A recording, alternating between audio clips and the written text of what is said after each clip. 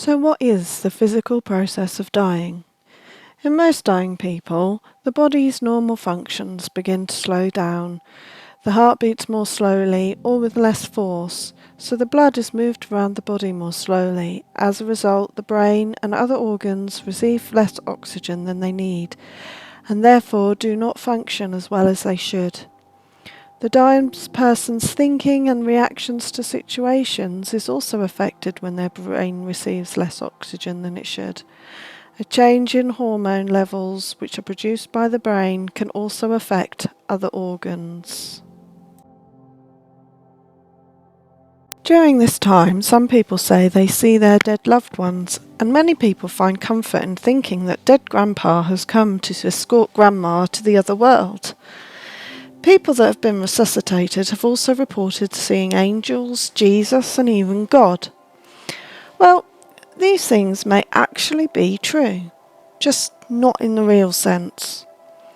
A study published in Frontiers offers a new insight into the possible role played by the brain during death and suggests an explanation for vivid life recall during near-death experiences. In the study of a dying human brain, neuroscientists found rhythmic brainwaves that are similar to those during dreaming, memory recall, and meditation. So, what is believed to be happening to the dying brain is it's going through all the memories that it has stored. This process is known as life recall. It can be similar to what it's like to have a near-death experience. Imagine reliving your entire life in the space of seconds, like a flash of lightning. You are watching memorable moments that you have lived through. Neuroscience now suggests that your brain may remain active and coordinated during and even after the transition to death, and it has been programmed to orchestrate the whole ordeal. Brainwaves are patterns of rhythmic brain activity normally present in living human brains. These were measured during death. The different types of oscillation, including gamma, are involved in high cognitive functions such as concentrating, dreaming, meditation, memory retrieval, information processing, and conscious perception, just like those that are associated with memory flashbacks. When scientists studied these oscillations in a dying brain, they found very similar oscillations involved in memory retrieval. The brain may be playing a last recall of important life events just before we die, and similar to the ones reported in near-death experiences. Heard of the saying, "My life flashed before my eyes"? Well, it most likely really did.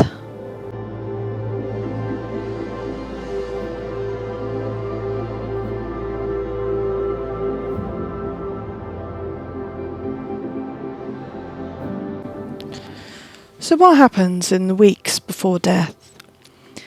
So most people that are dying will feel tired. They may want to sleep more often or for long periods. They may want to talk less, although some may want to talk more.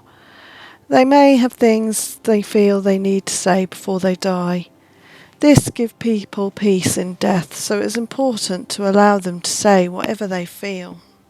Someone who is dying may also lose weight and the skin might become thinner. The body now finds it hard to regenerate skin cells as well as other organs in the way that it used to. They may want to eat less or eat different foods since their stomach and digestive systems are slowing down. They also drink less. There is a saying among professionals that it's better to die dry than wet. The reasoning behind this is thought to be that a dying body has no need for water anymore. Forcing fluids into a dying person increases the risk of vomiting, choking, and even drowning. Drowning could occur due to the swallowing reflex not being as good, and fluid could pass into the lungs. In the dying state, a person may wish to take ice chips or a small amount of liquid just to wet the mouth, because this can become very dry. The process of forcing food on a dying person when their body says no may be harmful or painful to them. Many dying people use the clenched jaw sign as a way of saying no. It is hard for most people to respect the dying person's lack of appetite. That's because many of us equate food with caring. Family members may feel that withholding nutrition is cruel and neglectful, and they may worry that they are actually killing their loved ones.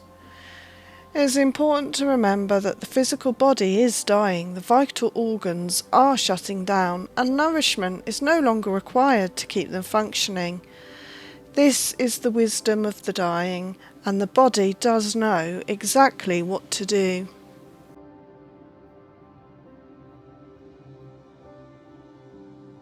So now we come to the days before death. A person's ability to control their breathing begins to deteriorate in the days before death. As a result, their breathing becomes quite unpredictable. For a while, they may breathe more slowly, and then they may breathe quickly. During this time, their lungs can fill with fluid, and their breathing might sound quite rattly. The body naturally produces mucus in your breathing system, including in the lungs and the nasal passages.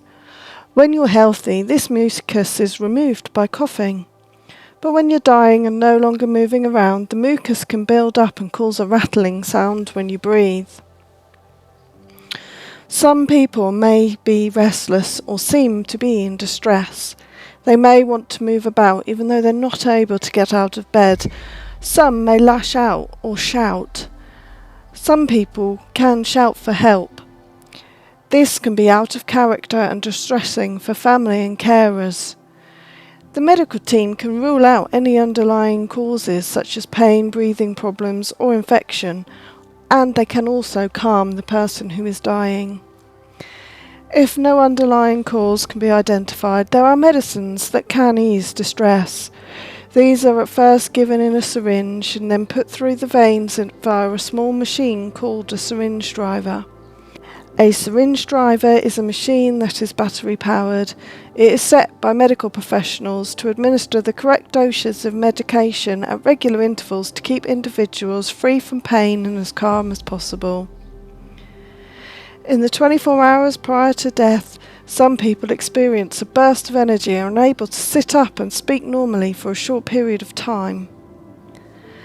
As the blood circulation declines, people's skin colour often changes in the days before death.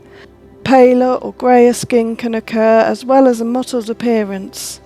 Feet and hands may feel cold because of changes in circulation.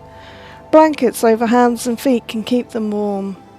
The skin may look slightly blue because of lack of oxygen in the blood. I've even seen rigidity in a person's lower extremities before death, but when the person dies, the body then relaxes for a short period of time. With the lack of oxygen to their brain, they might become vague and sleepy. Some people have hallucinations and talk to people who aren't there. Or maybe they are, as we discussed earlier in the video. And eventually, some people may also become unconscious a few days before they die.